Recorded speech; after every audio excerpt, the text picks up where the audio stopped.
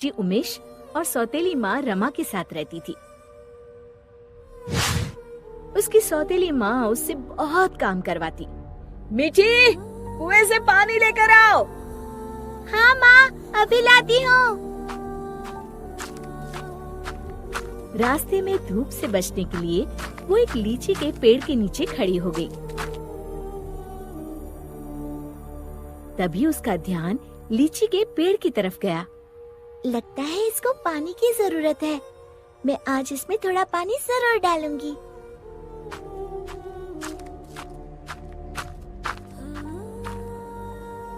लौटते समय मीठी अपने घड़े से थोड़ा पानी लीची के पेड़ में डाल देती है।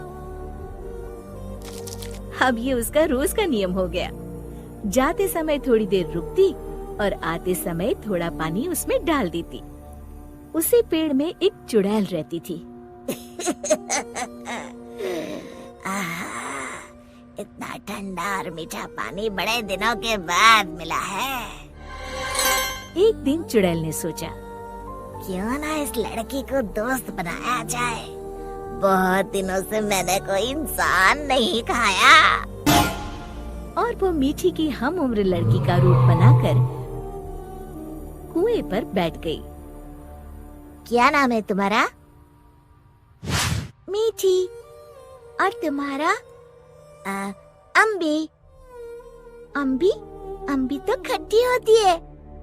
तुम मीठी और मैं खट्टी, मतलब मीठी खट्टी। नहीं, मीठी खट्टी नहीं, मीठी अम्बी।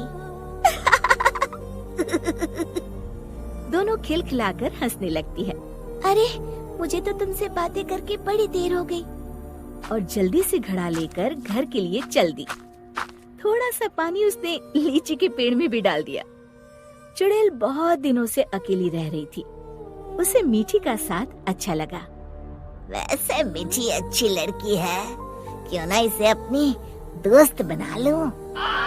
ऐसे ही रोज मीठी और अम्बी कुएं पर मिलती और ढेर सारी बातें करती, खूब हंसती, खिलखिलाती। एक दिन, आज तो बड़ी देर हो गई, मीठी पानी लेने नहीं आई। क्यों ना उसके घर जाकर देखूं। ये सोचकर चुड़ैल मीठी के घर पहुंच गई। वहाँ उसने देखा, मीठी, अभी तक तुमने बर्तन नहीं धोए और पानी भी नहीं लाई। बस माँ, खाना खाकर अभी बर्तन धोती हूँ। कब से खा रही हो? जल्दी उठो, बहुत काम है। खाना खाकर मीठी बर्तन धोने लगी। आज मैंने लीची के पेड़ में पानी भी नहीं डाला और न ही अपनी दोस्त से मिल पाई। तभी चुड़ैल ने जादू से पूरे बर्तन 1 मिनट में धो डाले। मीठी आश्चर्य से यहाँ वहाँ देख रही थी कि चुड़ैल उसके शरीर में प्रवेश कर गई और वापस आकर सोफे पर लेट गई। अच्छा, तो राजकुमारी आराम फरमा रही है। बर्तन कौन धोएगा? धुल गए। रमा को मीठी की आवाज भारी सी लगी। अच्छा, जादू से धोए हैं क्या? हाँ। अब झाड़ू कौन लगाएगा? कपड़े कौन धोएगा? तुम। और कौन? अच्छा, तो मुझे जवाब देती है। ये कहते हुए रमा ने मीठी का हाथ पकड़कर झकझोर दिया। पर मीठी रोज की तरह रोई नहीं, तो रमा को और तेज गुस्सा आ गया। मारने के लिए आगे बढ़ी ही थी कि मीठी ने उसका हाथ पकड़कर गोल घुमाकर छोड़ दिया। रमा तेजी से गोल गोल घूमने लगी। कुछ देर तक घूमने के बाद रमा ने एक बार फिर हाथ उठाने की कोशिश की। इस बार एक धक्के में रमा घर के चारों कोनों में टकराई और फिर एक कोने में जाकर गिर पड़ी। अब जाकर कपड़े धो। जाती हूँ। वो आराम से सोफे पर लेटकर टीवी देखने लगती है। थोड़ी देर बाद रमा कपड़े धोकर कमरे में आई। जाओ, जाकर झाड़ू पोछा करो। रमा कुछ बोलने ही वाली थी कि मीठी की लाल लाल आंखें देखकर डर गई। लगाती हूँ, अभी झाड़ू लगाती हूँ। इतने में मीठी के पिताजी आते हैं।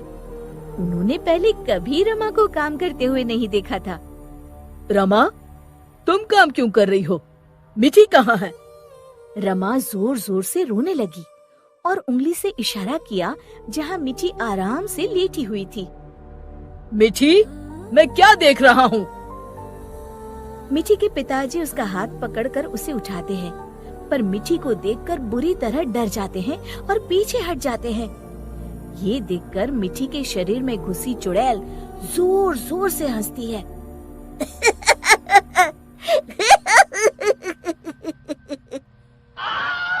उमेश समझ जाता है कि मीठी पर चुड़ैल का साया है।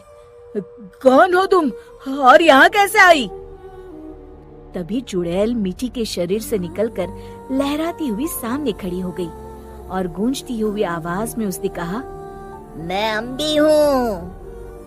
क्या कहा? अम्बी मतलब लीची वाली चुड़ैल? हाँ, और मीठी मेरी दोस्त है। तुम लोग उसे बहुत परेशान करते हो। मैं तुम सबको खा जाऊंगी। उमेश और रमा डर के मारे थर थर कांपने लगे। हमें माफ कर दो अम्बी, आज से हम ऐसा नहीं करेंगे। हाँ हाँ, हमें माफ कर दो, आज से हम ऐसा नहीं करेंगे। मैं कसम खाती हूँ मीठी को अपनी सगी बेटी की तरह ही रखूंगी। नहीं, तुम सब झूठे हो। अम्बी को बहुत गुस्सा देखकर मीठी बोली, नहीं नहीं अम्बी, तुम मेरी अच्छी दोस्त हो ना। मेरे माँ पिताजी को कुछ मत करो। नहीं, इन्हें सबक मिलना जरूरी है। तुम्हें मेरी कसम। ठीक है, अभी छोड़ देती हूँ, लेकिन जब भी तुम्हें मेरी जरूरत हो मुझे बुलाना, मैं फौरन आ जाऊंगी। और फिर उस दिन के बाद से रमा ने कभी मीठी को तंग नहीं किया। शिक्षा: हमें किसी के भोलेपन या मजबूरी का नाजायज फायदा नहीं उठाना चाहिए।